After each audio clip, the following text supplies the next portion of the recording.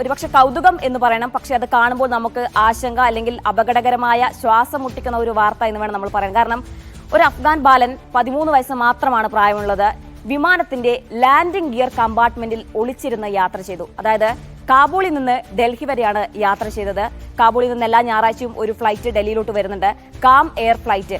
ഇത് അഫ്ഗാനിൽ നിന്നുള്ള വിമാനം വടക്കൻ അഫ്ഗാൻ മേഖലയിൽ നിന്നുള്ള കുട്ടിയാണ് എന്നാണ് നമ്മൾ മനസ്സിലാക്കുന്നത് അതിനകത്തുണ്ടായിരുന്നത്. ഇതെങ്ങനെയാണെന്ന് വെച്ചാൽ ഞായറാഴ്ച രാവിലെ 11 മണിക്ക് ഡൽഹിയിൽ എത്തുന്ന വിമാനമാണ്. കാബൂൾ വിമാനത്താവളത്തിന്റെ നിയന്ത്രിത മേഖലയിൽ ഈ കുട്ടി കടന്നു കയറുകയും ലാൻഡിംഗ് ഗിയർ കമ്പാർട്ട്മെന്റിൽ ഒരു കൗതുകം തോന്നി കയറിപ്പറ്റിയെന്നാണ് മനസ്സിലാക്കുന്നത്.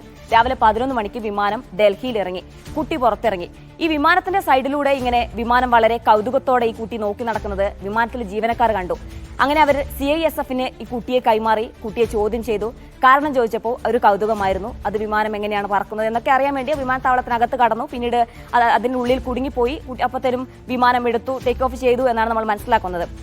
ഏതായാലും ഈ കുട്ടിയെ ചോദ്യം ചെയ്തു, നടപടിക്രമങ്ങളെല്ലാം പൂർത്തിയാക്കി. തിരികെ കാബൂളിലേക്ക് 1 മണിക്ക് ഫ്ലൈറ്റ് ഉണ്ട്, അതേ ഫ്ലൈറ്റ് ഉണ്ട്. ആ ഫ്ലൈറ്റിലേക്ക് കുട്ടീനെ തിരിച്ചയക്കുകയും ചെയ്തു.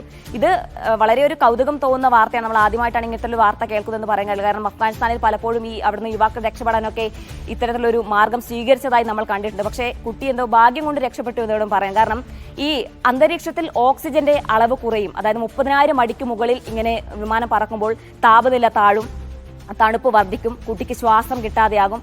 ഒപ്പം കുട്ടി താഴെ വീഴാനും മരണം സംഭവിക്കാനുള്ള ഒരു സാധ്യതയുണ്ട്, അല്ലെങ്കിൽ ഇതിനകത്ത് കുടുങ്ങി മരിക്കാനുള്ള സാധ്യതയുണ്ട്. ഏതായാലും ഇതൊന്നും സംഭവിച്ചില്ല എന്നതാണ് ആശ്വാസകരം. വളരെ അപകടകരമായ ഒരു യാത്രയാണ് ഉണ്ടായത്. നടപടിക്രമങ്ങളെല്ലാം പൂർത്തീകരിച്ച് കുട്ടിയെ സുരക്ഷിതനായി മടക്കി എന്ന് തന്നെയാണ് ആശ്വാസകരം.